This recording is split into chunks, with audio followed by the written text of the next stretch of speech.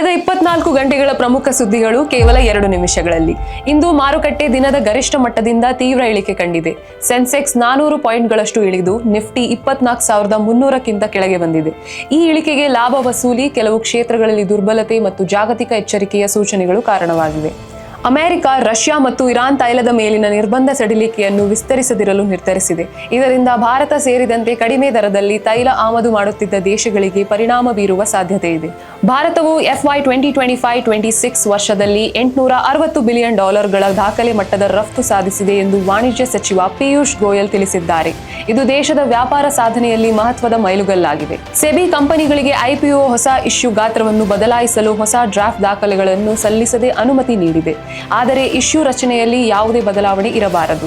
ಪ್ರಖ್ಯಾತ ಹೂಡಿಕೆದಾರ mark Mobius 89ನೇ ವಯಸ್ಸಿನಲ್ಲಿ ನಿಧನ ಹೊಂದಿದ್ದಾರೆ. ಅವರ ಸಾವಿನ ವಿಚಾರವನ್ನು ಬುಧವಾರ ಲಿಂಕ್ಡ್ಇನ್ ಪ್ರಕಟಣೆಯ ಮೂಲಕ ದೃಢಪಡಿಸಲಾಗಿದೆ.